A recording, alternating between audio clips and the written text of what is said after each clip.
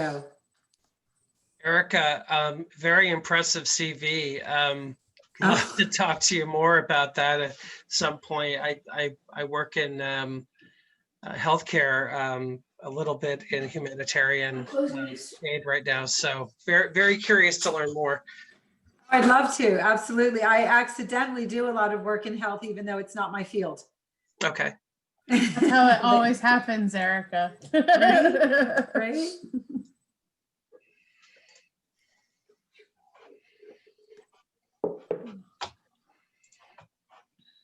Hi, Ron. Hi, Rosemary. How are you? And Kirby and Greg. I'm sorry. I was just like, focused in on Erica and that beautiful screen behind you. Oh, Oh, yes. thanks. Where's that from? I don't remember. Been I mean, so many places. I A can't. friend of mine made it. I Oh, can't great. remember where I got the material. Okay. It's old. It's probably 25 years, 30 years old. Oh, wow. Hi, Phil. Hello. Hey, Phil. Hi, everyone. Paul's coming in. Hi, Paul. Hello. I see Paul from afar from my kitchen window as he's walking. Fully masked.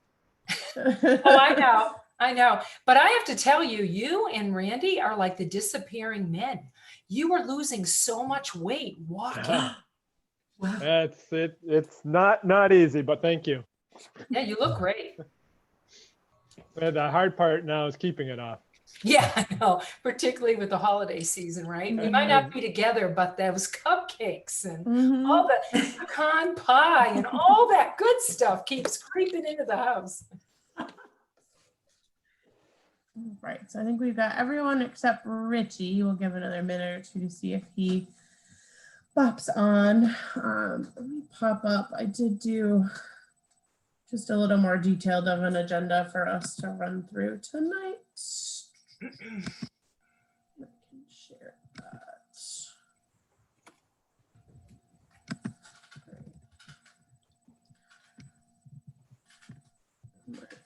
This is yelling at me to update it, and I'm not going to.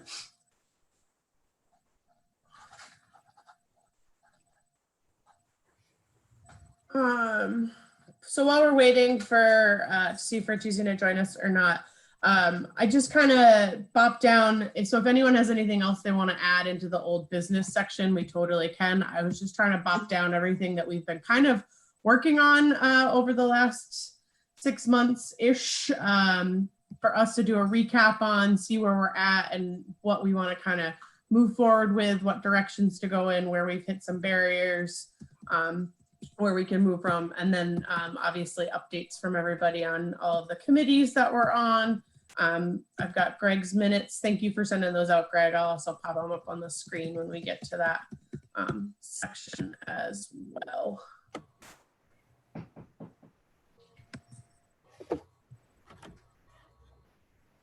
Did Richie say he was going to be here tonight?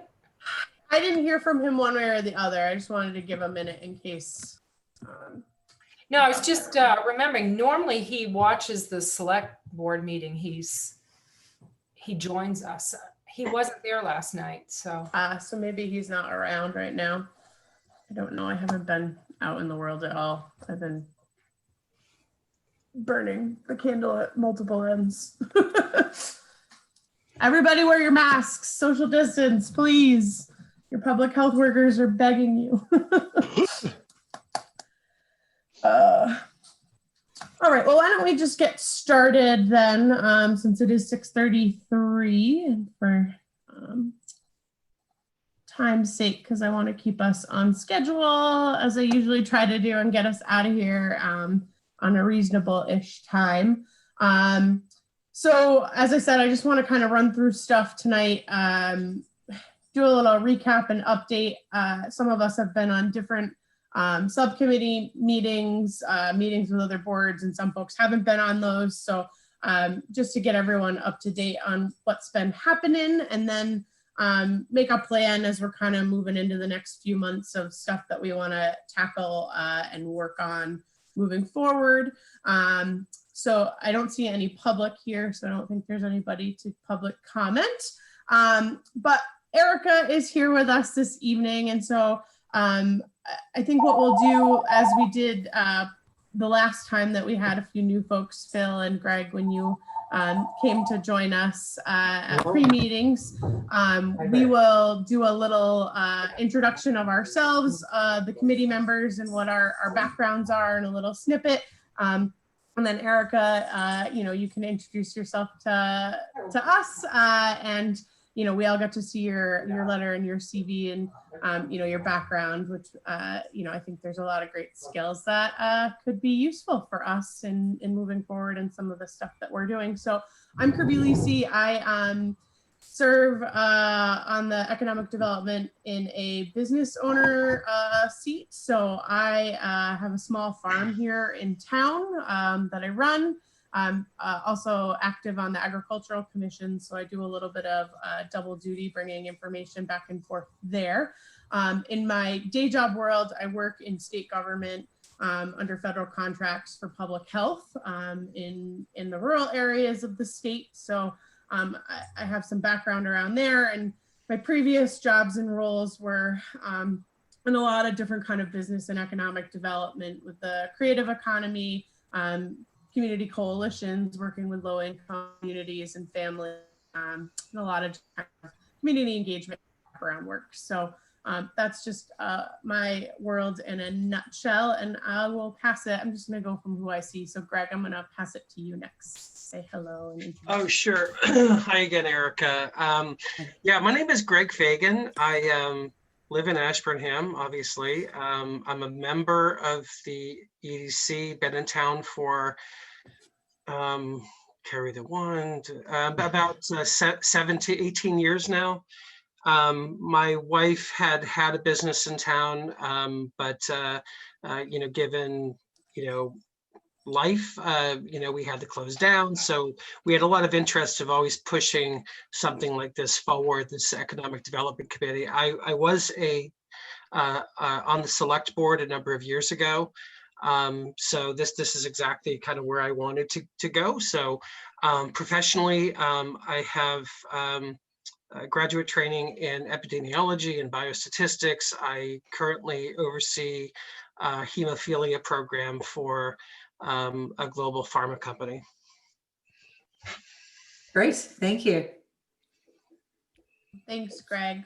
Phil, do you want to introduce yourself? Sure. Hi, Erica, and welcome. My name's Phil Papusian. I've lived in Ashburnham now 6 years, and I'm a psychotherapist at Haywood Hospital's partial hospitalization program. Prior to that, I was in the chemical industry for about 36 years. Had a variety of companies, sold my company in 2014 to a French chemical company, and I have a mergers and acquisitions business on the side now. Okay, great. Awesome. Thanks. Paul? Sure. Hi, Erica. I'm Paul Silva. I'm the CFO at Cushing Academy, so I'm filling the Cushing Academy seat on the committee. I've been there for about 2 years. Prior to that, I was in healthcare. I was a CFO and treasurer of a community hospital in Western Massachusetts. And prior to that, at the hospital, I was in public accounting for about 9 years with Coopers and Lybrand and PricewaterhouseCoopers. My community involvement was 16 years, most of that time as chair of the Belchertown Finance Committee. Okay, great. welcome. Thank you. Thank you. Rosemary? Well, hi again, Erica. My daughter's name is Erica, so I like that name. Lovely. I am the Board of Selectmen liaison for the Economic Development Commission, but prior to being elected to the board, I was actually on the Economic Development Commission, so I'm one of the original members. I've lived in town for 16 years, and professionally, I'm an economist, primarily working in litigation with attorneys, but also doing industrial high-tech type consulting with aerospace and defense firms, high-tech firms, pharmaceutical companies, real estate, that sort of thing. Okay. That's Wow. great. Ron? Hi, Erica. I've been in Ashburnham since 1979. I'm a member of the advisory board and the high school school council. I'm lucky enough to be retired from the Defense Department. My main goal there was finance. Okay. Okay, great. Oh, And and look, there's Christina. Hello. Hi, Christina. Sorry to be late, Kirby. I was showing houses in Rutland and Leominster in the sleet. Oh, no problem, Christina. I know the snow out there. When I took the dog out, he was all confused. He was like, Oh, "Wait a God. minute." So Christina, just to bring you up to speed and not to put you on the spot, but we were just all introducing ourselves to Oh, yeah. Erica, Hi, who Erica. submitted a application of interest in joining our committee. So yeah, and I'd sent out her CV and info in the email that I had put out. Yeah. But if you just want to introduce yourself, that would be great. Yeah, nice to meet you, Erica. I live in North Ashburnham. I've lived here for 40 some years. Chairman of the Historical Commission. Raised 3 kids here. I don't know, love living here, but love this community. So yeah, glad you're on. Great. Yeah. Thank you. Mhm. Awesome. Thanks, Christina. And so, Erica, do you want to just give us a little bit of information about you? Sure. I'll just say a few things, and then of course, if you have any questions, let me know. I have a house in Ashburnham on Sunset Lake. I have never really lived here. We are a foreign service family, and so we are almost always posted overseas, and which limits my ability to be involved in things, but there's going to be some changes, which I'll mention in a minute. Most of my adult life I've spent overseas. I have primarily been working as a humanitarian aid worker. Primarily, my focus was on economic development, extremely different, I think, than what we're looking at here. But also I have, because I'm a consultant, ended up doing a lot of other things, a lot of public health, a lot of emergency response. I've worked mostly in conflict zones, so mostly in war zones, either during or just immediately post-war. I've raised my son overseas. We still are technically posted overseas, but my son and I made a run for it recently, and we're here in Ashburnham for a little while at least. The reason I applied to volunteer on the committee is that partially because I assumed things were happening virtually and I might be able to have be able to take a role in my own community that I plan to retire in, but also we're going to be in the States for the next 2 to 4 years. We will be posted in DC, but I will be spending every minute I can in Ashburnham. I do have a very strong volunteer ethic. I manage some volunteer emergency response groups all the time. I'm sort of on call on a roster for that. But I've never been able to volunteer in any type of civic duty in Ashburnham. And I saw these notices and I applied to both this and the housing committee. And I'm really interested to see if there's a fit. I have to say, hearing about all of you, I feel like you have much more appropriate experience. I don't even know what a board of selectmen is. I have no experience with the local governance in my own country. I know it really well in the villages in South Sudan and Zimbabwe, but I have no idea how it works here. So if I can be of use, I would love to. I'm pretty sure they do it better than we do. I was just going to say, I'm sure it's a little more efficient. I hope not. Erica, I wanted to jump in and say you were appointed last night to the Affordable Housing Committee, so. Yeah, a tree fell on my house Sunday night, and so my whole day went crazy, and I didn't make it. It's fine. They're coming tomorrow to fix everything, and they took the tree away already, and there's no dangerous damage, no, not an emergency, but my day went off the rails and I didn't make it to the meeting, but thank you for letting me know. No worries, you are official. You know, you have to. Can I just, I'm sorry, can I just jump in here? Erica, I love and appreciate your passion and your desire to become involved, but I do have to ask, and I'm just gonna have to say it. Rosemary, regarding some of our bylaws on residency requirements and membership to committees, particularly when it comes down to, are you a registered voter in town? Erica, are you a registered voter in town? I am. Rosemary cleared me on this stuff a while back, but yes, this is my home. It is my official State Department home of record. I vote here. I pay my taxes here. I am a resident here. We're the same as military. Okay, so you've already talked to Rosemary about this before? Yeah, because she questioned me on these same topics when I first applied, so I think a month or two ago, yes. Oh, okay. Yeah, no, she's cleared, Greg. And we do have a remote participation policy, which would allow her to participate when she's in DC. I just want to make sure, because I'm sure some folks will probably bring it up, you know, as far as being Sure. a full-time or a part-time resident in town. So I'm just thinking about the optics. It's nothing against you, Erica. I'm just particularly talking about the optics. It would be one thing if you were, you know, in town, you know, but another if you're living in Washington, DC and having input into into Ashburnham. Absolutely. I totally understand. One quick thing, the Affordable Housing Committee only meets once a quarter, so it's not a heavy lift. Gotcha. But this commission meets monthly. Yep. So that's, you know, the one reason why I'm certain that Kirby invited you to come to the meeting. Gotcha.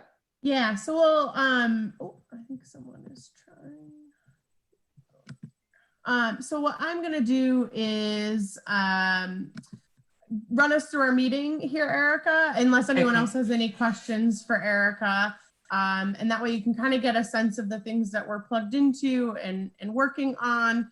I sent Erica the information letting her know that we were gonna meet this month and next month. I thought it would be good for her to come to a meeting or two to see if this is something that interests you, Erica, and then also for our board to kind of discuss, you know, about if having you here would be, you know, positive for us. You know, I'll also say too, we don't have people knocking down our door to join, because I think we technically have 2 seats open right now. Is that right, Rosemary? If I think so, yes. Jacqueline, yeah. We had 1 seat open before Jacqueline did not reappoint. So we technically have 2 seats available currently here on our committee. So yeah, great. So we'll jump right in. All right, so I'm gonna bop right into our old business.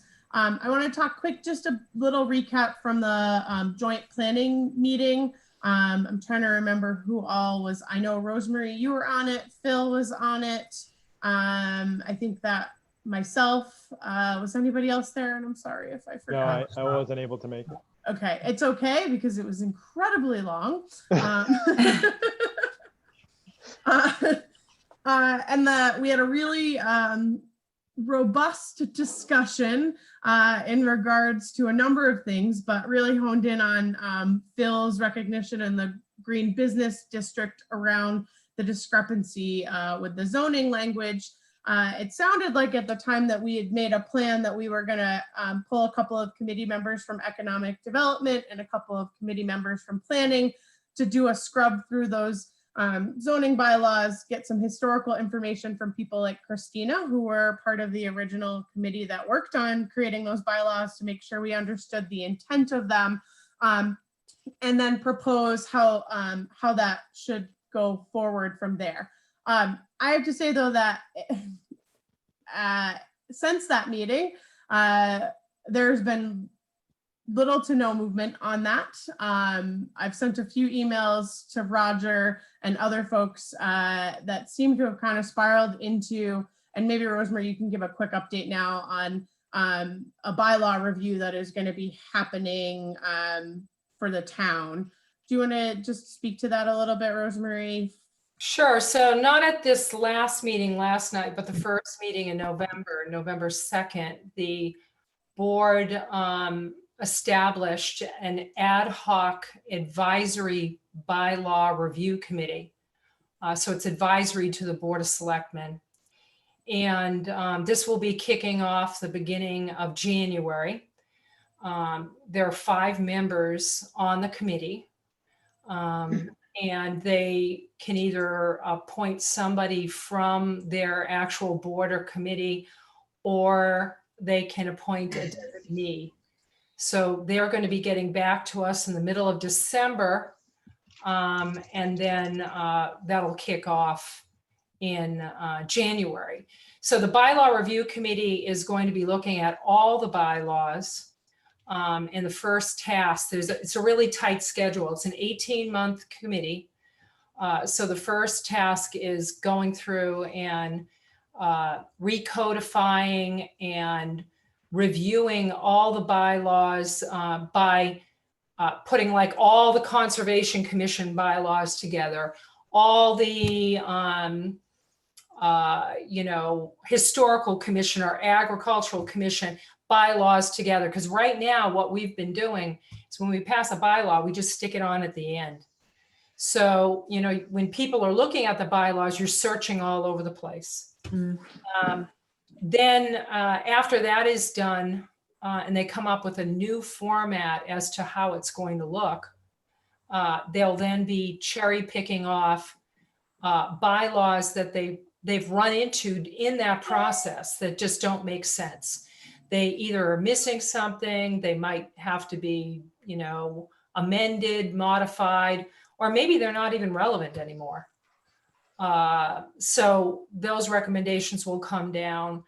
And then the final one will be probably working with consultants for new bylaws or seriously overhauling other bylaws at the recommendation of the bylaw review committee.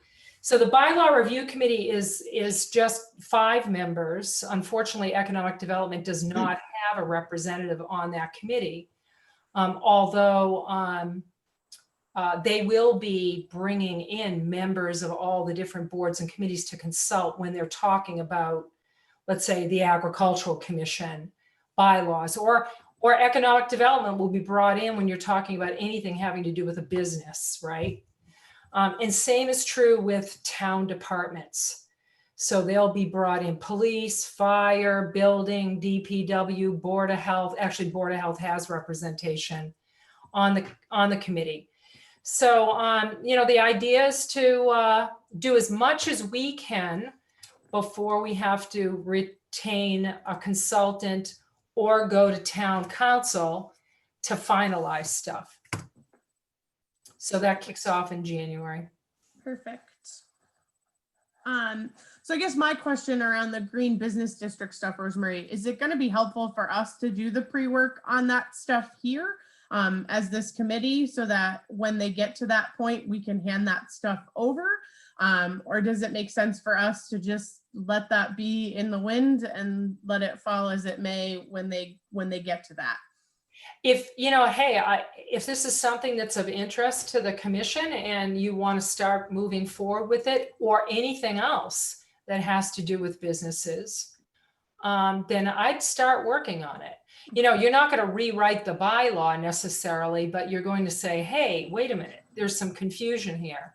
I mean, you might want to be looking at things where currently it's not particularly clear regarding having mixed use commercial residential downtown. That's a big issue with our downtown businesses where people want to live and work. So, making some recommendations regarding that. I mean, I would make the argument that it sounds like it's almost essential that somebody from the EDC is part of these discussions.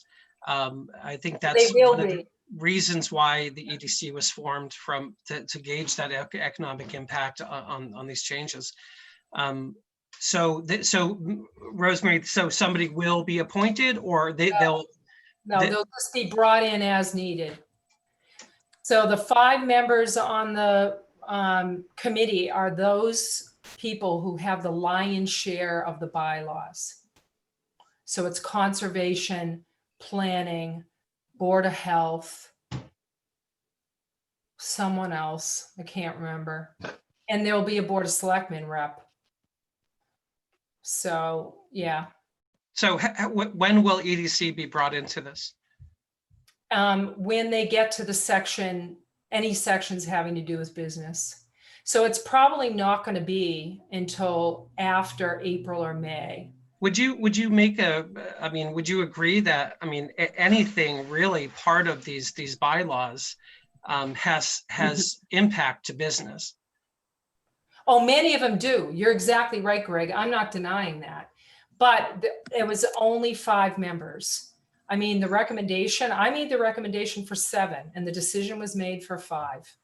So, they felt that they could go back to particular committees and get the information. And particularly since you have a Board of Selectmen liaison that attends all the meetings on economic development. No other committee has that. I mean, you have liaisons that show up as needed, but to have someone who's showing up at every meeting, economic development is always, talked about. And, that's a huge priority for the board right now. What is this? Can you just remind me of the scope or not the scope, but the timelines? Well, it's an 18-month lift. Okay, and just the other thing too, Rosemary. So I'm so sorry to interrupt you. My computer's a little delayed. So you'll be that liaison from the Board of Selectmen? No, that has not been decided. Okay, because I think we do have. I don't know if is your term up this April? Yes, it is. I'm in my final year. Okay. All right. I just wanted to just visualize the continuity, if you plan to rerun or not. So I'm just trying to envision the continuity here. So the recommendation of the board with any of the representatives on the committee is either a member of the board, the current board or commission that they sit on, or a designee. And we're very specific with the designee. The designee has to have experience commensurate to that of who you're representing. So for example, if it's someone on the select board, if the Board of Selectmen, if none of us are appointed, right, we don't want to be on it, the designee is going to probably be a former select board member. That's very interesting. Phil? Okay, thank you. Yeah, Kirby, while we're talking about the zoning bylaws, I'd like to know what the next steps are on the Green Business District zoning issue that we brought up in the last meeting and we did at the planning board meeting, because it seems to be in limbo. And I have to admit that I have a very, very aggressive approach to getting things done, which is probably not compatible with town government, and I get that.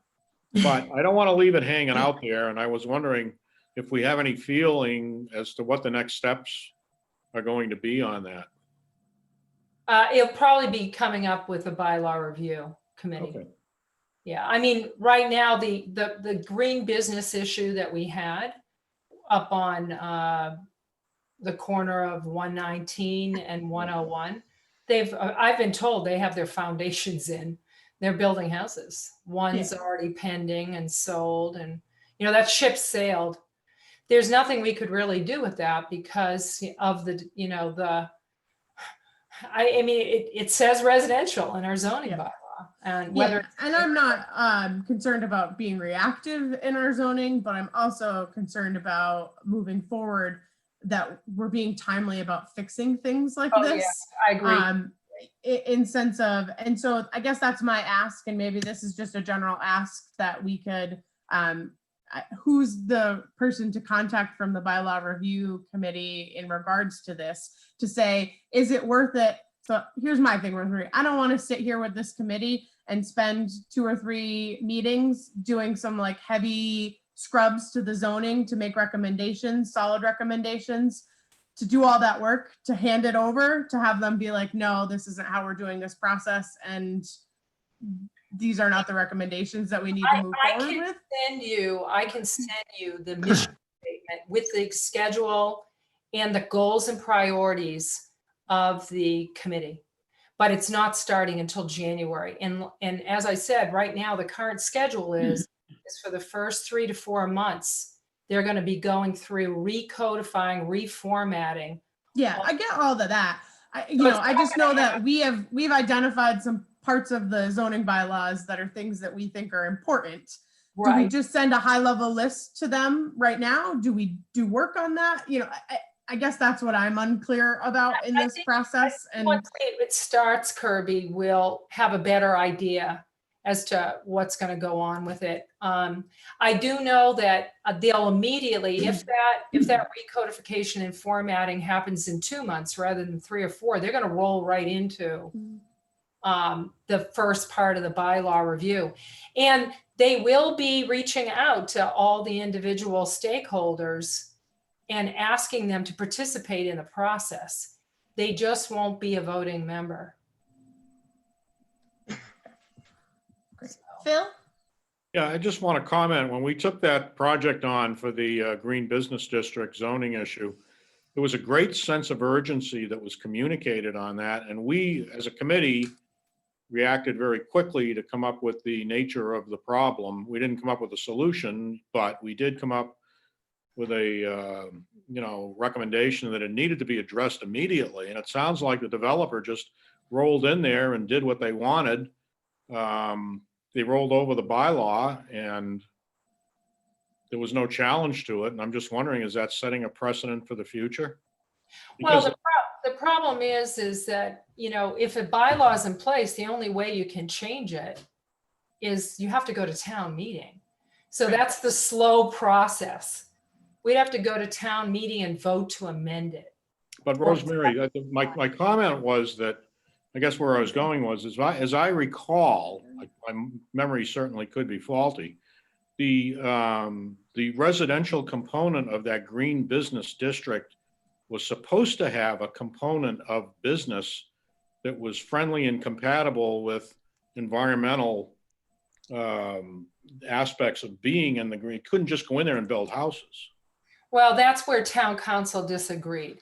So town council said it wasn't clear that it had to be, the residential was not like live work.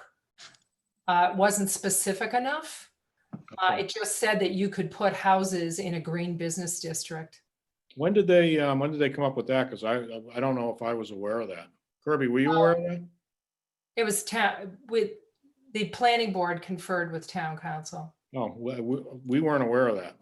Yeah, but that's what And happened. the intent of Green Business District originally was not to have it be residential, actually. So Yeah, I know, it's but an overlay, it's an overlay district, and I don't know. She's obviously interpreting it. I'm not a lawyer, so she's interpreting it, but well, what happened, Christina, is in the table of use, the permitted uses, yeah, it actually says you can put residential and green business. okay. Well, that And was a mistake on our I have to part. wonder if it was a mistake. Yeah. Well, I think it was originally residential, but then there was an overlay of green business. And so again, it's a matter of interpretation. I'm not a lawyer, so I'm leaving it up to her. So on matters like that, does the town council have the final say? Well, there's really nothing that we can do to prevent it. So, they made a recommendation to planning as to how to proceed. So the town council isn't challengeable? Well, hey, it didn't come to the board. Oh, no, I know. All I can tell you, it went to planning and planning moved forward Okay, based on town council's recommendation. And don't forget, they're in their own elected board. right, yeah. No, I know. I'm just trying to get how these things work, because I guess I'm kind of disappointed that the sense of urgency that we put into it didn't run up the ladder, I guess. Oh, it did. It ran up the ladder, but the problem is there was nothing that they could do. Trust me, planning did not want to see houses there. Okay. We made it very clear, but unfortunately, you saw it, you uncovered it, Phil. Yeah.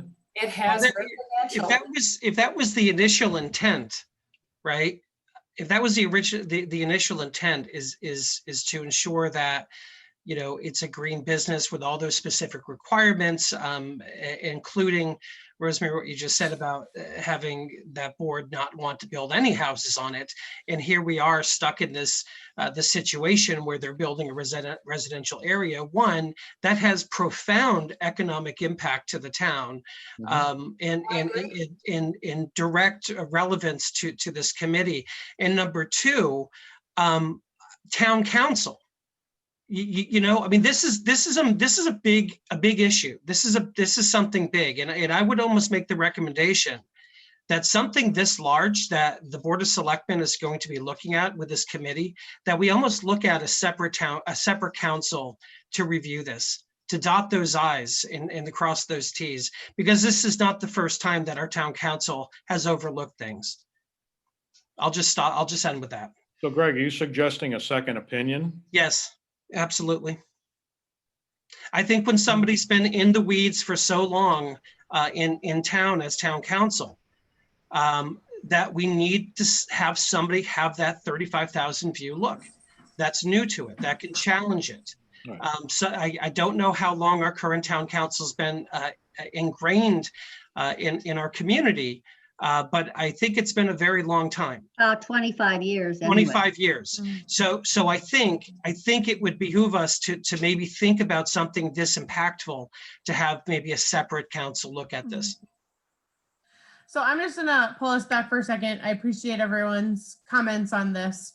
My main concern around this was the fact that in our discussion with planning around this was that even though this kind of snafu had happened, was that this was still important to move forward and to get fixed and rectified. And there was a plan for us and a path for us to do that separate from this bylaw review committee. And now it seems like that is not going to be happening. And so for me, I'm a little bit frustrated because we put a lot of hours into this, Phil and I, back and forth in these meetings. And so I do have to say, it's like knocking the wind out of my sails a little bit in some ways with this, because it's a real simple fix, I think. It's a fix that needs to happen regardless of what's happening. But it could happen as early as May town meeting. Correct. Yeah. That would be for but the bylaw review committee is now looking at 18 months. And so, you know. No, bylaw, the actual bylaws, the first bylaws are going to be updated by the bylaw review committee will be in May of 2021 and then fall of 2021. They're going to be rolling them out over 18 months. Yeah. No, it is going to be rolling faster than you think. Okay. Yeah. I hope so. I'm sorry, how can you roll out bylaws on a rolling basis? I don't understand. No, you can take certain bylaws, like we did the sign bylaw, Greg, and you can have bylaws that will come out, new ones, or you amend them. Some of the amendments are pretty easy. Right, which was what for me, I spent 3 hours in a planning meeting where we decided that we were going to have a small group to work on this to get ready for the May meeting. And then it was killed. And, you know, I just don't have the time doing this. Yeah. Yeah. Well, planning has got a seat at the bylaw review committee, and this is in my discussions with Roger, this is still a priority. Yep. And I just want to say we're here to help with moving that forward, but like, unless folks want to use us, you know. So you have your hand up, so I want to let you. I just want to ask, is the Green Business District issue a dead issue now? No, it just is. We can't do anything with the current person that owns that parcel. Okay. Yeah, we lost that opportunity. That ship has sailed. You know, it was unfortunate, but yes, in that, you know, the use list on the zoning bylaw, I don't know what they call it. What did you say, 3.2, or I can't remember Something like that. It actually says that you can put residential in a green business district, and how that happened, I don't know. So are there going to be any next steps, and who's going to do it? It will come through the bylaw review committee. Okay. But you know, it's going to happen. Okay, trust me. Okay. It's going to be amended. So we're gonna, we've done everything we can at this point. We don't need to really worry about it anymore. And Rosemary, correct me if I'm wrong, because these things did kind of frustrate me at town meeting. I don't think it necessarily needs to go through planning. Citizens can make a bylaw recommendation or a Oh, no, bylaw they change. can. They can. You're exactly right. They So can. this committee, if we wanted to do it, could move forward with this and make a recommendation. Yeah, and it or doesn't bylaw have to change. go through planning. It can go through the Board of Selectmen. And because you're an advisory board to the Board of Selectmen, I can bring it to the board and it can happen. I mean, we have bylaws that we wanted to bring through for the December town meeting. We have bylaws that we're working on right now that hopefully will go through to January. They're simple cleanup things. Yeah, so yeah, I mean, one of the things that we're talking about is we're going to change the name of the Board of Selectmen to Select Board. But again, if somebody wanted to go through that process, and I'm not familiar with what the process is, but could just make the recommendation to remove from said bylaw that to exclude residential buildings from the green district, building district. Yeah, simple and as that. Paul, just to qualify that if they did want to put a residential building in there, they had to have a business in there that was associated with whatever the criteria are for the green business district, which was the original intent of that anyway. Correct. Yeah, I'm just saying that there doesn't need to be a town committee involved in it, or this committee could do it, or Joe Citizen could do it. Right. No, I actually think that, I guess what I'm saying, I didn't articulate it well, Paul, is that it's already, planning already knows it. And they're probably going to bring it forward for a May town meeting. And the Board of Selectmen knows about it, so they'll bring it forward as well. The thing I want to bring up about green business, go and look at other communities and see what their green business districts are. It's not just taking away the R.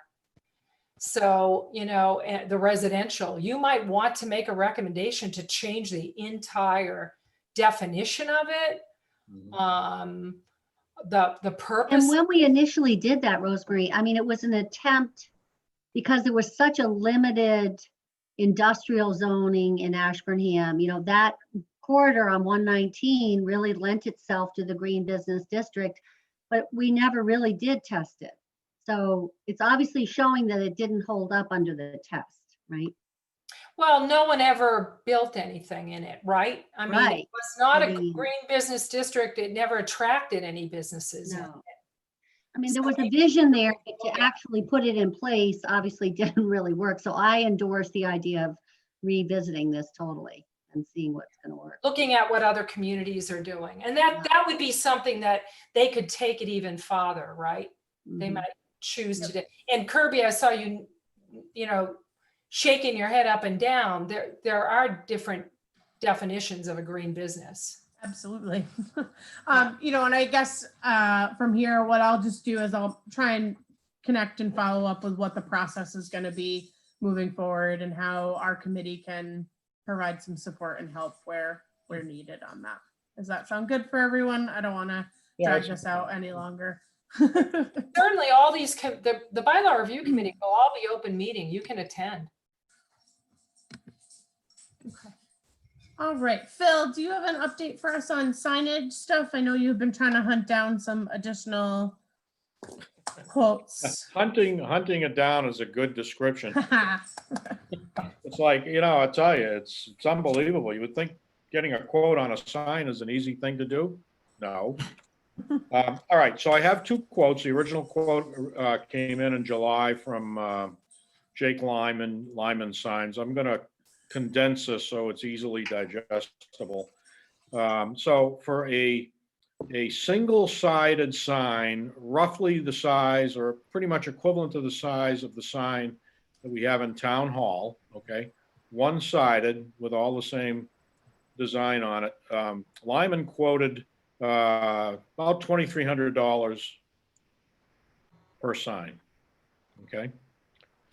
And he only quoted single-sided actually he quoted a little bit smaller than what we have there now. It's actually a 2x4. Excuse me, 3x4. He quoted 3x4. The sign is actually a little bit bigger. It's about 3.5 by 5 when I measured it. So Lyman, what he did was he went and took a look at our sign, and he took a look at the Gardner sign, which is, there's one in front of the golf course there. And there's another one as you're driving into Gardner on, I think it's right off of 140 when you take a left there. So for a single-sided sign, it would be roughly $2,300, okay? And then the mounting brackets were about $150, okay? So I went down to Was Arthur in Fitchburg, and he gave me an estimate today, and he's pretty close. He admittedly quoted on the high side, which is what I asked him to do. He thinks it could come in lower. He was around $3,000 for the single side. For a double-sided, he's around $4,000. Now this is at the 3x4 size. Okay.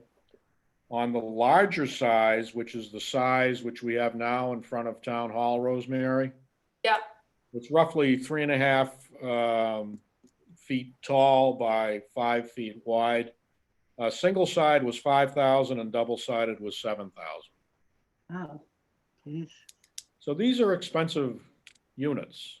Does not include the posts. I think in prior discussions, we thought maybe the town could do that.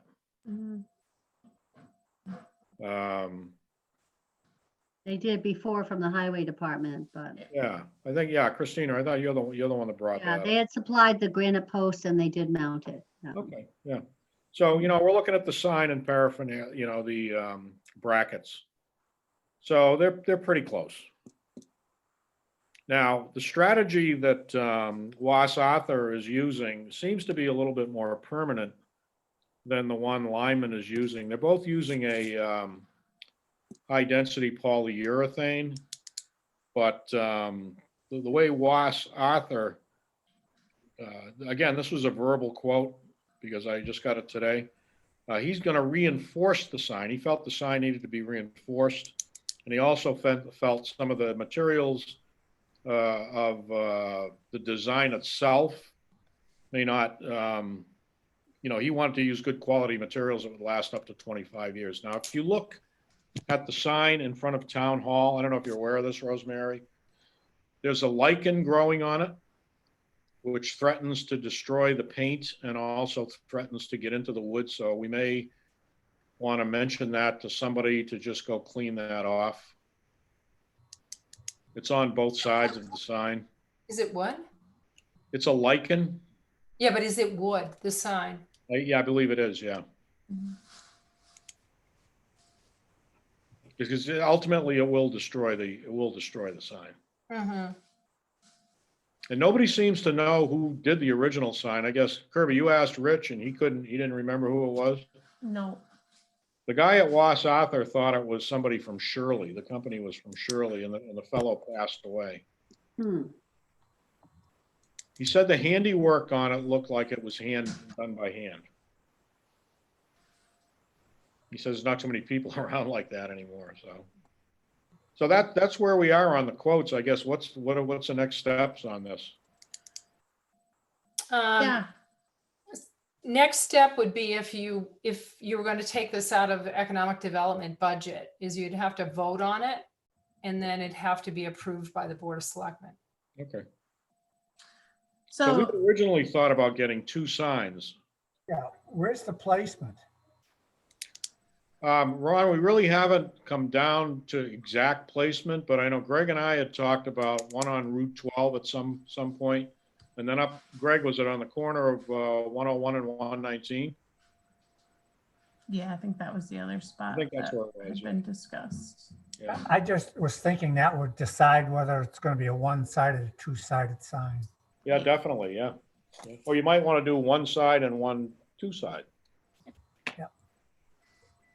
So I just am curious on what folks think now that we've gotten some quotes back.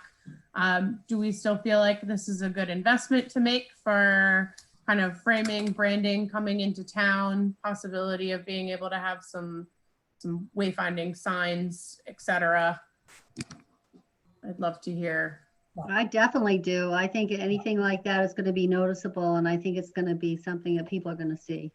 I Right. feel that way. Yeah, I agree, totally. Right. It's a I was thought. wondering if up by 101 by the water tank, a two-sided sign on the right-hand side as you're going up towards Gardner would be a good place. Okay, yeah. Excuse me for a minute. You know, and I think we've got some wiggle room and if we wanted to modify a little bit to put, like, I think Greg was a proponent of maybe having some messages being Yeah, able underneath. suspended below it, which I agree with. So we have some wiggle room on the design. These are just general estimates. Yep. Greg, do you have anything you want to add? I know that this is something that you've been real active in as well, so I just want to. Well, I'm glad that. Oh, you're on mute, Greg. Oh, crap. I'm sorry. I wonder how much you didn't hear from me. That's why I was calling you out, because I was like, why has Greg not said anything about this sign? Yeah. No, I was agreeing with Phil. I think it's funny. This has come. I think the last in-person conversation we had was on the signage, and it's been all this time. So Phil, tremendous work on these quotes. I can only imagine how difficult it is to get these quotes. My perspective, right? And I know Ron just said that that area in Gardner. Just in my head, my personal opinion, the biggest bang for our buck would be on that 119 101 intersection, because you really have a large amount of traffic that's just zooming down 119, either to go hiking or to go to Ringe and in other places. I don't know, Phil, if we talked about buying them in bulk or starting with one and seeing how impactful they are and how they hold up. But that's really all I have to say. And then, of course, if there's the ability to hang in a nice way, obviously, hang something off of those signs, like, restaurants and, the filming location for Dexter and stuff like that, right? Yeah, and in my discussions with both Jake Lyman and Tony down at Was Arthur, I have a higher level of confidence in Was Arthur's, Responsiveness. knowledge of details on the estimated life of this type of a sign. Yeah. He really got into details. I'm a polymer chemist by background, and I understand a lot of these things. His knowledge of the materials, the paint, the flake. We had a very detailed discussion about that, the weatherability of it. He came up with the fact that if you use a gold paint, the gold is a metal and it'll fry in the sun and it'll reduce the paint and wear out in 2 to 3 years. It was pretty good, pretty good knowledge of these types of materials, and I was pretty impressed with that. I didn't have the same level of conversation with Jake Lyman. I'm not disparaging him. It was just a different level of conversation. Yep. I would say Was Arthur knows what they're doing. It's an established company. I've dealt with them on a real estate level, and I know that they're very detail oriented. Yeah, I was impressed. So can I propose then that we look at making some decisions for our recommendation on signage for this in our next committee meeting to take a vote on this? So if we could all come prepared to hash out locations, 1 sign, 2 signs, 3 signs, what we want to do so that we can pull this all together, since Phil's done such great legwork on getting these quotes for us. Greg gave us some really great concept designs before. So now I think it's just a matter of us spending a good 20, 30 minutes having a discussion to decide on this. Does that sound like a— Kirby, I think, aren't there 3 points of entry though? There's 101 and 119, there's Route 12, and then there's 101 coming down to Ashburnham. I mean, I don't know, or are we looking at, those seem to me the logical places, but there's also a border on South Ash Road with Westminster and Ashburnham. You could do something near Oakmont. I don't know. I think, Phil, we're looking to know what you recommend for locations as far as. My recommendation, I think, is pretty simple, and I'll throw it out here now so people can, Chew on think it. about it. I think we should go with one double-sided sign and kind of figure out the location up on 119 and 101 and use that as kind of like a prototype. So we're not putting a lot of money out at the beginning. We'll see how it goes. I mean, I agree with Greg that that's the main, the main thoroughfare where more people would probably see it there than anywhere else. People coming in from other directions are already coming in that direction. Like up from Fitchburg or up South Ash or coming over from Gardner.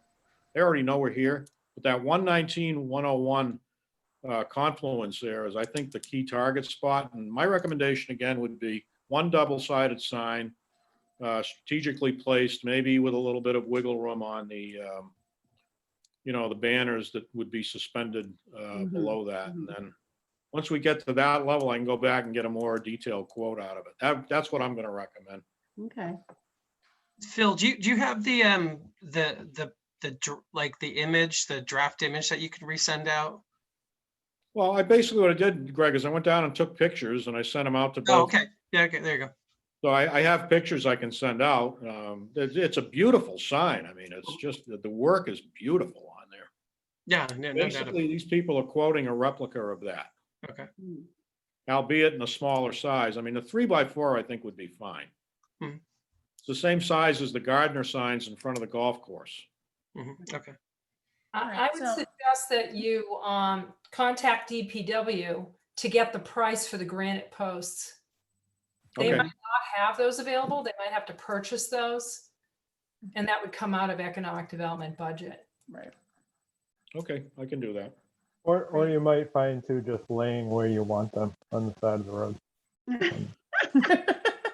The other thing too is that you need to check with, I don't know who, but you probably can't just put this sign anywhere.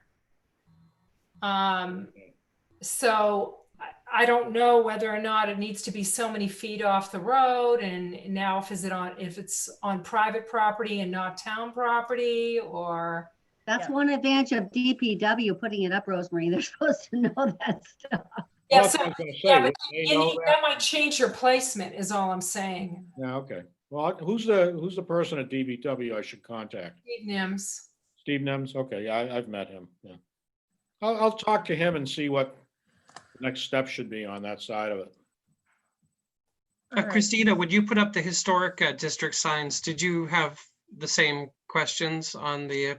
We had the DPW help us put them up, and we said we want it roughly here, and they decided how far off the road it was going to be and everything, because that is a state highway, so they plow and everything like that. So Okay. Yeah. So it'll be helpful for us to know in making a decision around that. Great. So we'll pull together some more information on this, and we'll plan to really dig in and make a final decision in our next meeting. be good. Awesome. Yay. Movement. Thank you, Phil. You're welcome. Good job, Phil. Thank you. Thank you. I just wanted to touch on quick, Rosemary, is the website committee started meeting for the website? August. They'll be providing I think before January 1st, they're going to be providing the recommendations to the board. Okay. I'm still working to try and get the business list from the town hall. It's not been easy. There's not like an easy way for them to get that information into a usable format. Michelle, I've spoken to Michelle and Heather Ruziak? no, I haven't talked to Heather. Michelle has the information. And so now I guess I understand a little bit better.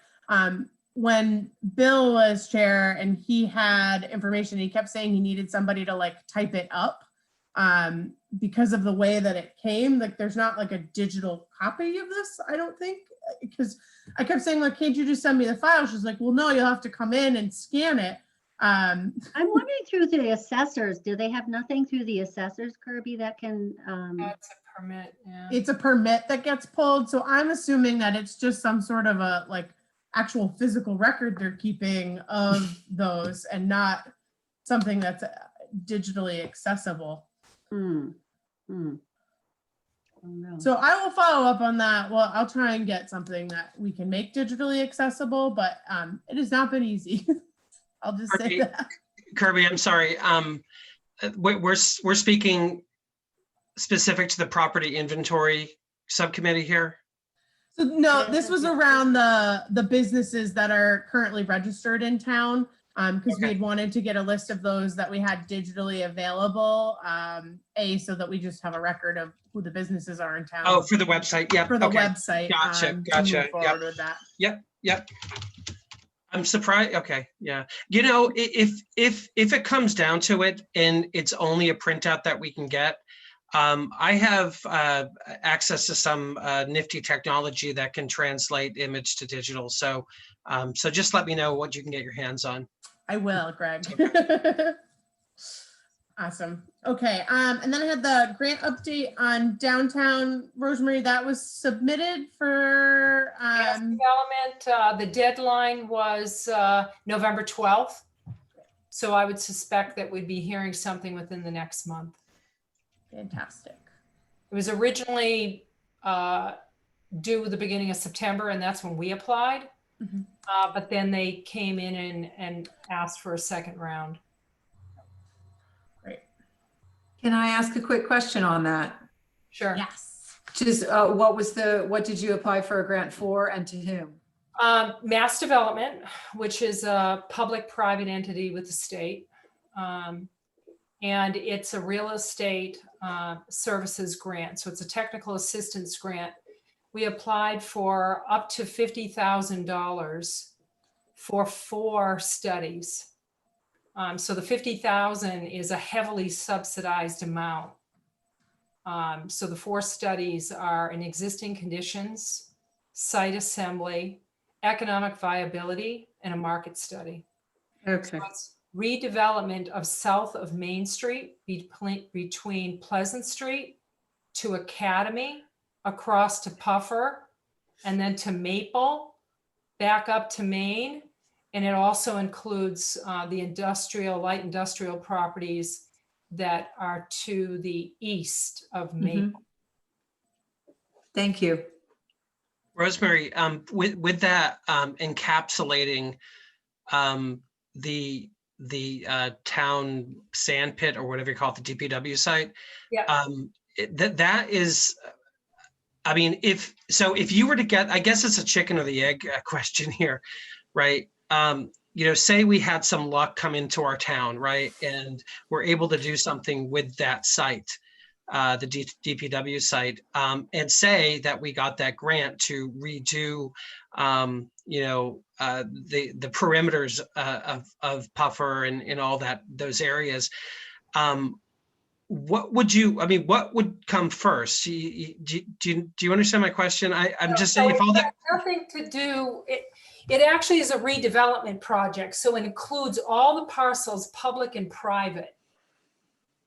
So it's, they would engage individuals who have properties that are for sale or currently would be interested in economic development, and do a site assembly. But first they'd look at existing conditions, because obviously we've got a brook that's going through there. So there could be potential for flooding.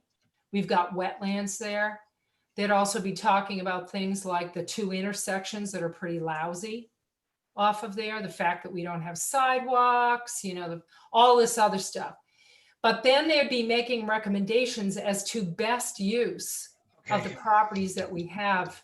So what would we use them for? It'd be a mix of residential and commercial, because we need residential housing downtown in order to create demand. So it would be, so after they do that, the economic viability piece would be trying to make a recommendation as to how best we should move forward developing downtown, what individuals, private and public, would be willing to participate in the process, and what would be our highest economic return. Would So they it's also a justification of moving the DPW site. I understand. Yeah. Right, and they would also be doing some sort of a marketing plan around that Yes. as well, right? Correct. So, then the vacant parcels or parcels that individuals would want to sell, and again, it would include private parcels, would then, we could potentially get them on the mass development website, and they would help us market them. So these aren't shovel-ready grants. These are more recommendations. And okay, I was getting confused on something. Yeah, no, but it's just trying to make recommendations as to best use. Any other questions around that? Thank you, Rosemary, for that. Then the next thing I have on here is just for us to discuss the banner program that we've engaged in the past. And as far as where I know things are right now. So the banners that we had been putting up that Jacqueline did so much heavy lifting on for the last couple of years have reached their warranty end, quote unquote, which was the time period that we had engaged with businesses for those. And so, Phil, I don't know if you've been around as much with some of these past discussions, and Greg either. So there was the banners that were in downtown that changed with the seasons that had businesses' names on them that we collected fees from the businesses to be able to put those up and change them out with the seasons and some advertising for the businesses and to help kind of spruce up the downtown and South Ashburnham area. Those banners are still usable, however, no longer part of the warranty. And technically, we had said to the businesses that once that happened, we would recontract with everyone around those. So nothing has kind of moved forward around that. And I think there were kind of two issues that we encountered, and Rosemary and Ron and Christina definitely hop in on this because you all were much more present. I just caught the back end. Chasing people down for money was incredibly time consuming and challenging, and kind of, I think, burnt Jacqueline out a little bit around some of that. The second piece was that if we were going to think about moving forward with this in doing some sort of a redesign with the banners so that there was a separate bottom piece on them so that there would actually be an extra housing so that the business names weren't on the actual banner themselves, that they would be placed kind of separately so that the banners would have a little more life to them. If businesses changed, people no longer wanted to be part of the program, et cetera. So my general question tonight, I think, to everyone is, is this something that we want to continue moving forward with, discussing about and figuring out how this should function and work in the future, or what are people's thoughts? I think it was a great program. I think it was great. I think Jackie owned a lot of it. And so I don't know that the committee really had ownership of the procedures that she was going through. I think it should be systematized a little bit more so that you're right. It doesn't matter if there's a change in the committee. If this is something that should be in place, I think it really did enhance the downtown. And I think that should continue in some way. Definitely. Sorry to jump in. So That's great. Just to give you a little background, you had an option of paying for it up front if you're a business, or you could pay for it over the course of 3 years. So where the problem was, she was chasing people down for the second and third payment. So that became the problem. That's just a bit of history. Okay. I will say that the Board of Selectmen would like the banners changed. And they would like to continue putting the banners up for the foreseeable future, the ones we currently have. So we were put up, we need to put the winter ones up. Now, I don't know anything about how Jacqueline did it. I think they're down there still, right? They're at her building, and the electric company would come and get them and put them back out. So did she just call them and tell them to do it, or did they do it automatically? Nope, she would call them and tell them to come and do that. The thing was, there was no really systematic system of billing people. I bought one of the banners, but I have not been billed again. So it's just it's a systemic thing really that we need to reapproach the people that already bought banners. And then if they don't want to do it, we extend it to other people. But I like the idea of a banner, Kirby, that has, a slot to put a different name in there, which means that that does mean though ordering new banners because the ones we have already have the names on them. So I don't Correct. know how that would go. Correct. And one of the things, I've taken one of the banners to try to get quotes on a 2-piece banner, but I don't have any yet. Okay. Yeah, so we just want the banners because it looks nice. Right. And essentially the thing is that we don't know if anyone would buy a banner right now, given the current economic situation. So that's why we're saying just keep them up and change them. But maybe that gives us time, Rosemary, to I'm sure it does. reorganize and figure out how we make this a better system. I just think it shouldn't fall to one person to do the billing, that it should be somehow incorporated into a more systematic thing. I don't know. Okay, can we talk about that, Christina? I think that's a really good point. I mean, if a large percentage of time was spent on chasing people down, and I know Kirby used that loosely, there's a lot of chasing people down. It's a more dynamic than that. I know there's probably a lot of issues that come with that. People change their minds, but they're committed and they don't want to say it. So there's probably a lot of dynamics in that. But from a process perspective, a billing process perspective, couldn't we essentially just say, sign them up electronically? I don't know what they're accepting if people are writing checks, and just say, hey, you're here committing to 3 years, right? And you will be rebilled every, September. Credit card or a bill. Right. I mean, we have the technology. I mean, I don't know why, maybe that would be something that we can consider. I mean, that's a loose idea, but we have the technology for that these days. Yeah, and businesses are going to write this off anyway as an advertising expense. So it's like, I mean, I think there's no reason not to get it more systematic. That's all. Right. I agree. Yep. No, I agree, Greg. I think that's a great idea. And to be quite honest, I have no clue how much time was spent because I was not the one that was doing it. I only heard, just some of the woes of trying to track folks down at the end. Listen, for sports related stuff, I know I know. I understand what she went through. So I just want to make sure that if we're going to move forward with this, that we do come up with some sort of a process and something moving forward that works for the businesses and works for us in terms of not making this arduous. Here's an idea, Kirby, maybe because we're in COVID and everything, but maybe as of January 1, there's some ability to say to the new, either the existing banner holders, I'm one of them, to say, here you go, here's your bill, whatever.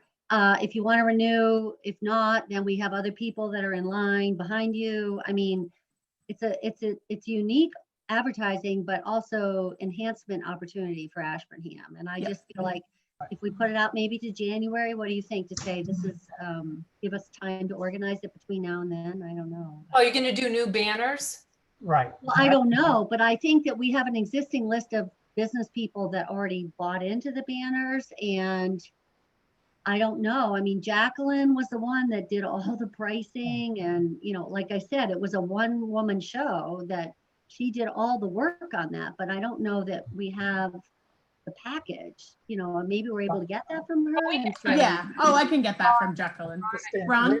We're moving towards getting new prices on a different banner.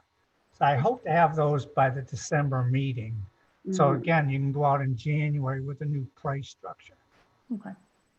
The board just wants the winter snowflake up. Right, for now, that'd be great, yeah. Yeah, we can do that. I'll email Jacqueline, about where those are physically located at her place. I think she's okay with us still storing them down there and functioning that way, and connect with her and the municipal electric on getting those up at least. And then we can, Ron, when you get those quotes, we can start to talk about that. And then, think about what it looks like for billing in the future, how we're going to do this, how we're going to make sure that we can fold new business folks in, because I know there were a couple of people that wanted to join, and then because we were in limbo, they weren't able to. And, so I just want to make sure that we've got our ducks in a row. Yeah, if as we she move has a forward. database, Kirby, if she has a database list or anything, and then just, the name of the people that are doing the banners, I mean, we just need to follow up on that. Right. Yeah. So we'll Yeah. do that.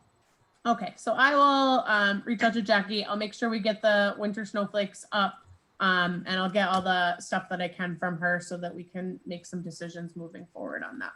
Snowflakes are the biggest priority though. Let's just, Yeah. I'll write that in the Hey, minutes. everybody's got their Christmas lights up already. Let's get going here. I Come know. on.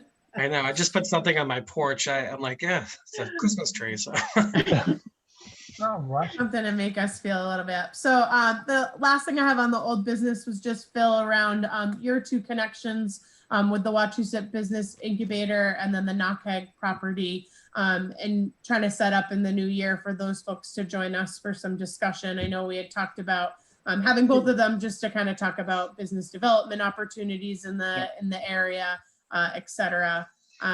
Is that something we still want to move forward with? Absolutely, but there's been a change with the Wachusett Business Incubator. The director of the Wachusett Business Incubator isn't there anymore, and I'm not even sure that place is operating right now. Okay. It became somewhat of a political football. But anyway, he's gone. He's working. I was just texting back and forth with him. He left. I have a startup chemical company that I'm thinking about doing, and I was going to work with them to, tap into some of their resources, and I was going to write a check to invest in there, and he ended up leaving. So thankfully, it was before I made the investment. He's working with the largest maker space on the East Coast right now down in Worcester. It's called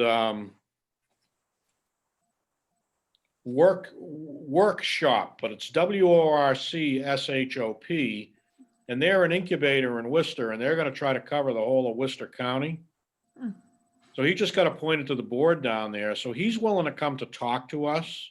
Okay. I think it'll be a great opportunity because the Wachusett Business Incubator, nobody knows what's going on with that. Yeah. It's been real hush hush. There hasn't been anything mentioned about it. And on the Knockegg property, the developer I was telling you about, I just saw him the other day. He's willing to come on anytime Great. and talk about local development opportunities and particularly, what he knows about the Knockegg property. So just let me know. And Yeah, so I was gonna say maybe we could set that up for January for him to come and yeah, talk sure. with us, just because it feels like the next meeting, we've got some heavy business to kind of chunk into, with the signage stuff and the banner program. So, okay. January for me I think that would probably be a good time period to have him come and chat All with right. us. Will do. So quick, Phil, on the Knockegg property, is that the name of the developer is Knockegg? No. That's so. It's the old we had a- McLean Hospital property? Yeah. Mhm. yeah. He seems to know that intimately. We had been told that town was told that was going on auction tomorrow. Oh, really? I didn't know that. I don't know if I mean, you know how those things go. It could have been canceled. Christina. I'm sure. it'll Well, be the bank canceled will 3 buy it times. back. The bank will buy it back, and then, It'll go on forever. There was someone who, happen from there. I mean, the big red X on the building, it disturbs me. I drive by there every day on my way home. I mean, it's sad. That's a beautiful location. It is. And somebody could easily knock that down and just have a really nice location there, but Well, after this meeting, I'm going to call him up and let him know that, there's something going on with it. That's all I'll say at this point. yeah. no, the town was, somebody called the town about wanting to buy it. Oh, really? And then we were told that it was going up for auction. They do own, that property owns a substantial amount in back taxes. That's Dave Murphy. So, so that's why the town wants to keep up to date, because if they have to pay it, there's a lien on it. Yeah, yeah. Mhm. All right, so Just an I'll call it aside to- tonight. Just an aside to that, across the street, the Blight property that was, originally owned by Granville Rideout, they did put a new roof on it, whoever bought it. So they're at least holding it in one piece, but that was one of the things with our blight bylaw that was high on the list. Is like, that's a real eyesore there. So, Mhm. but it would be very sad to lose the inn, the old Knockegg property, I think. Yeah. Okay, Okay. so that's it. Great. Thank you, Phil. You're All welcome. right. Thanks everyone for chunking through all of our past business and making some headway on where we're moving next Oh, with stuff. Kirby, I'm sorry. Before we move on, I just wanted to maybe bring up, this discussion about these properties in the property inventory, subcommittee, or the sheet that we were trying to look to create and somehow, translate that into some sort of action. I just wonder if we have any updates on that. I do not have any updates in terms of just other than the fact that we have a list of properties that we need to get into some sort of a format that we can do better with that. But to be honest, Greg, it feels really daunting and overwhelming every time we get started. Thoughts, Christina, around that? 'Cause- Yeah, no, it's very difficult, and it's very fluid too. I mean, they're like, even with this Knockegg property, I mean, things can go up for auction. It's a dynamic thing. It's not static. So you never really know exactly. You can tabulate it and say, well, this week we have this much, but a month from now, what do we have different? So in terms of the town, it may be different with Rosemary. She knows more in terms of tax, taking and that type of thing, with property. That's public. That's right on the town website. Right. Yeah, if you go on the town website, they have the list of all the tax taking, Right. stuff. I know 41, for example, 41 Main Street is, up, and I mean, at one point that's that on- was, Isn't that under agreement? yep, but I mean, so again, these properties that were sitting there forever, and now the status changes and, things, go up for sale and that type of thing. So, but yeah, worry about it. Mhm. Okay. Anything else from our old business worlds? Kirby, I have to drop out at 8. Okay, yeah, we're I have gonna another buzz. meeting. Yeah, we're gonna buzz. Oh gosh, Phil. Nonstop. We'll buzz through. Ron, do you have any updates from advisory? Well, the only thing from advisory, of course, we've been talking with Brian, looking at the actuals to date for this year's budget, as well as the revenues, because we're concerned to see how the real estate taxes have been coming in, and they've been coming in fairly consistent with what they have in the past. What we're really a little bit concerned about is the excise taxes that are due in February and March, only because real estate taxes are escrowed.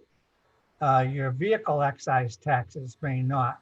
So we're hoping that we don't have a big shortfall come February or March. Of course, we still got a freeze we're holding the spending to last year's budget. Documents have been submitted to the state to look at free cash. To the best of my knowledge, free cash has not been certified yet. So we're really looking at a special town meeting, I believe, in January. Rosemary might have better information, but right now, Brian said January. If we do have free cash, well, we have to have free cash certified. Essentially, it's going to go into some for roads, and the other's going to remain in the free cash pot just for flexibility. We're looking at a tight year next year, even tighter than this year, as far as financial spending is concerned. That's about where we're at right now. All right, thanks, Ron. And I guess Ron? that rolls. Ron, I'm sorry. Can I ask a question? This is more just of an amusing anecdote, I guess. But I believe that you probably will be down in your excise taxes this year. And I just had to ask the question, and maybe this isn't in your purview, but when it comes down to collecting the excise taxes and tabulating them, it just seems, and maybe Rosemary knows those better than I do on this, it seems that the process has changed as far as submitting your excise to the town, where now this all goes out of to a different town, and so there's a lot of confusion with it. I know I fell into a quagmire with this, and so I'm sure others are. So I guess the process of payment, I think, needs to be redefined somewhere.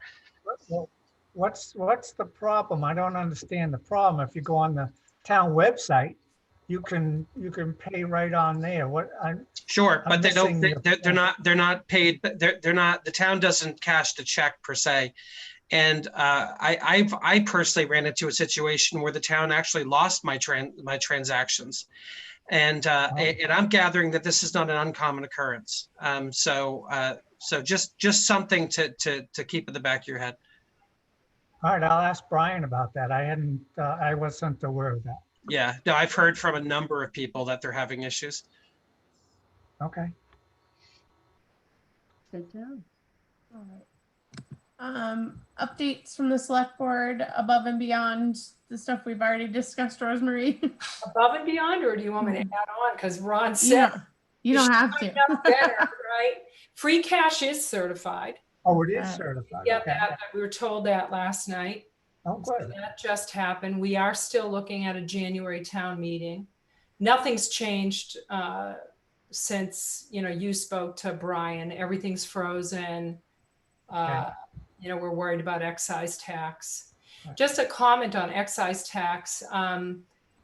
If a person pays their, and I don't know if this applies to anyone, but I ran into this same issue talking to people and asked the question, if someone writes their check incorrectly, or they don't pay the late fees or the interest that's due on their bill, it's a state law that they can't cash your check. They return the check, and then you have to rewrite the check. Weird. Okay, just weird. Welcome But to anyway, I'm like, Massachusetts. take the money and then bill them for the 50 cents, right? Right. No, that's not how it works with the excise tax. Don't ask me why. That's just a thing. Other things pertaining to economic development, Complete Streets will be going out to bid that project. And the goal is that will be a springtime project. That did not take any Chapter 90 monies in order to do Complete Streets. It's a grant that we applied for. The town did not select the project. The project was selected by the state. So we didn't have any input. The Complete Streets Committee provided a prioritization plan that was part of the submittal, the grant submittal. So it's not like, the Board of Selectmen or DPW said, hey, we want to do this, and come hell or high water, this is what's going to happen. The state picked the project. The project was capped at $400,000, the grant rather. And to do downtown from Pleasant Street to Maple Street, which was on the prioritization plan, exceeded $400,000, and that's why it was not selected. We're looking at a shared streets and spaces grant, which is due on December 4th. And at last night's meeting, Bill Johnson took that on to apply for, trying to see if we could improve some sidewalks, add some handicap ramps, widen the sidewalk in front of the Zinna block, and just finish the project to Central. But we don't know whether or not that's going to be an issue with the intersection. If the intersection needs to be completely redone, we might not be able to go that far down, but we're going to give it a shot. Bill's going to give it a shot and apply for that.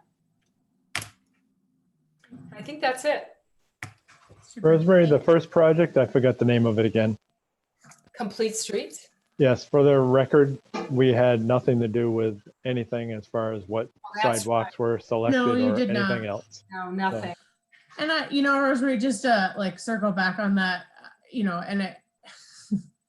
I think we just shoot ourselves in the foot sometimes in the town in terms of the fact that we don't communicate well, because we put things up on I think this has a lot to do with just how hard it is to update the website. So I think Correct. some of this is going to be rectified, but I think it just behooves us to have a better communication plan out to folks around this kind of stuff, because there didn't need to be as much kind of outrage and discussion around the complete streets as there was in the back and forth banter in the world that Oh, I agree with you completely, and that was pointed out to it the was. town administrator. And DPW was the one that put that up like that. So anyway, we're going to improve it for next time. And all the people who did send emails were responded to. Thanks. Phil, you have to bop off. Yeah, I need to leave. Good seeing everybody. Nice meeting you, Thanks, Erica. Nice to meet you. I'll send a note out on the update on the signs to everybody. So Thank you have so a much. good evening, and I'll see you all soon. Thank you. Great. Thank Phil. you. Thanks.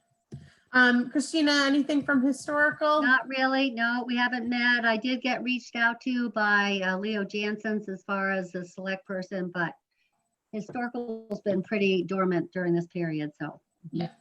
Ag, same way. Rail Trail, Rosemary, I know you guys had a meeting recently. We did, and it was primarily because the North Quabbin Trails Association wanted to work with us. Bobby Curley. Missed the meeting. He didn't show up.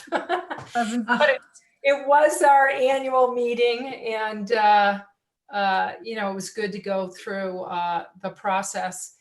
We are again being encouraged to apply for a rail trail feasibility study to connect to the North Central Pathway. I don't know whether or not we'll be able to do it because it is a reimbursement grant and would require the town to front the money until the grant comes in after the job is done. And for the last 2 years, we've not been able to apply. How much would that contribute? How much would that be, Rose? Would you have a sense, or like Well, millions, or? No, it's just a feasibility study, but it's primarily engineering. So last year's estimate was $83,000. Studies are expensive.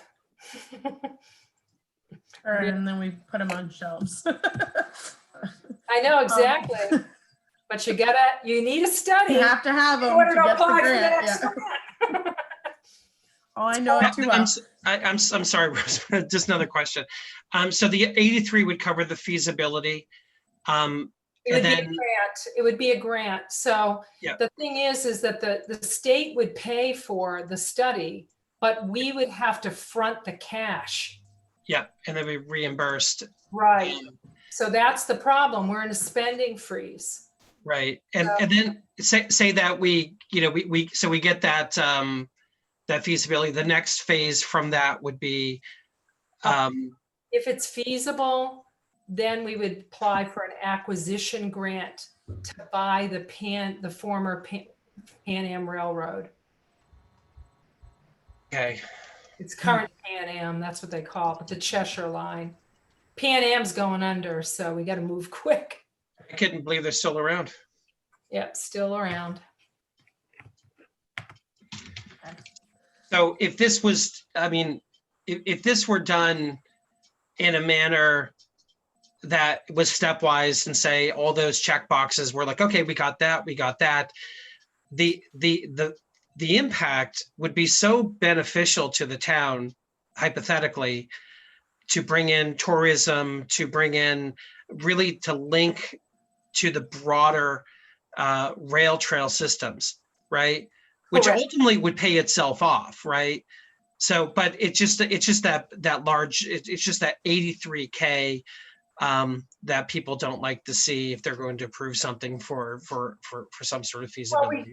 we don't have any wiggle room, right? We don't have a lot of money laying around where we can front. money for study. So that's the issue. But, the acquisition grant, there's probably a match to that. I don't know what that would be. But the ultimate goal, Greg, is to have DOT accept the project if it's feasible to connect to the North Central Pathway. Yeah. We'd actually get on the rail trail tip. Right. And then the town would have to come up with the engineering costs for the project. But the But project would be paid for. But the project the construction part would be paid for by the state. So for example, the Twin Cities Rail Trail is a $14 million project that's being paid for by the state. Mhm. So it's sort of like the 101 tip. We're going to pay like $400,000 to get a multi-million-dollar reconstruction of 101.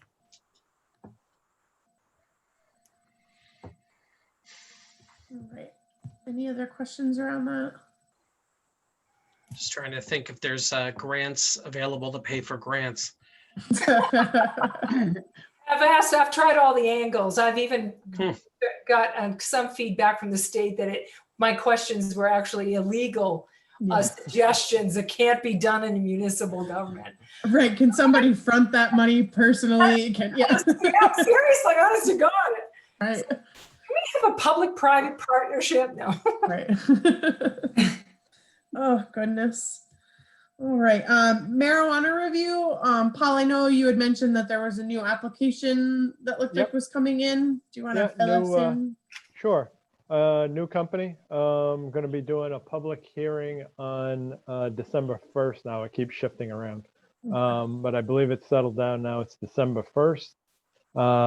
It's Eddie's Flowers at 23 Ridge State Road. So that's the store on the corner of, what is that, 119 and 202? 101. 101. Yeah. Sorry. It's going to be retail as well as a manufacturing and cultivation facility. So I think that's probably the first retail one. Yes. Yeah. Actually in town. So again, they actually did do the application and a lot of the attachments before our first meeting of the committee. So they're well down the road, but they still need to go through the process. And the first step in the process is that public hearing. So that is December 1st. Awesome. Evocana, Rosemary, I'm not sure where they are. Have they started? Where are they in the process? Do you know? They've applied with the state for their licensing. So they're waiting. Yeah. Yeah. Okay. Cool. That's all I have. Great. All right. Any other updates from folks? Paul, anything from your Cushing world? Sure. Real quick. Great news. We have 3 days left to this semester. The kids will be headed home the 20th and the 21st. We have had 0 instances of COVID on campus, so we're happy to report that. Yep. Testing, as I said before, testing incoming as well as testing. We just did a final round of testing last Wednesday for the entire campus because we didn't want to be sending any kids back home with potential issues, and they all came up negative. So Nice. They'll be. Thank you. A lot of commitment by a lot of people to make that happen. We'll be online or remote learning through, we believe, January at this point. There'll be an announcement coming out very shortly, but we're hoping to bring the kids back earlier than expected and potentially in January. Great, thanks, Paul, and wonderful work. It takes a lot to do all that, so hats off. Thanks, no, thank you. All right, so the last thing we have on our agenda tonight, unless anybody has anything else, is to approve our minutes from last time. So I'm gonna share those. Yeah, apologies on the late. I had them. I just forgot to send them out.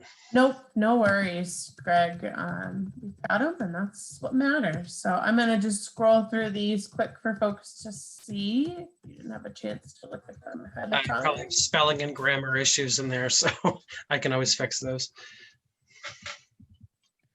And I did get all of the past meeting minutes uploaded onto the town site, so we are up to date.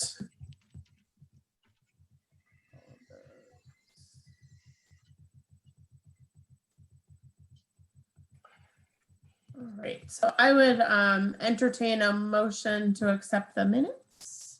Can I just jump in and who's Paul everything? What? Wait, where? If you go down, so Lorraine is spelled incorrectly. Yeah. We'll get Okay. to those, but we technically are supposed to have a motion on the floor to then do I know, but corrections. I just had a question. That right there. Oh, yeah, Paul, everything. Oh, no, that was supposed to be, that's supposed to be Paul was, this is Paul's point So- here, so I can just remove that. That was for my notes. Yep. So I'll update that grammar there. I'll say, Paul reiterated a strong COVID, plan at Cushing. Yeah, that's all you need to do. Yep. Fine. You want a Can motion? can I get a Kirby, to accept motion? them? So, yeah, so moved. So moved. a second on that. Second.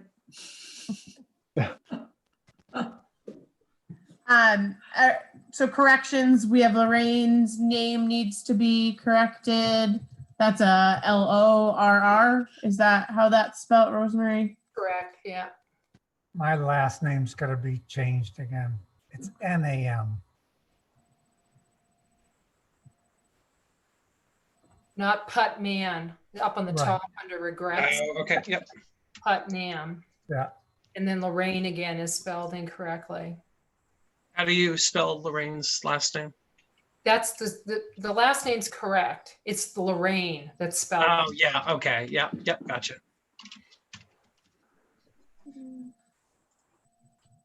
Any other? Well, if you scroll down, Cook Hall needs to be capitalized after Paul's name, that with Cushing. See, it says Yeah. ongoing construction known as Cook Hall. And it's, it's with an E on the end too. Gotcha. And then North Quabbin Trails Association, it's capital T, capital A. And then Mass Trails Grant is capital M, capital T, capital G.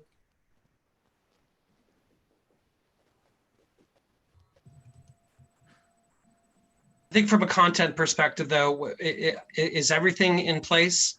I mean, as far as the grammar, I'll fix that grammar, but from a content perspective, how does this look?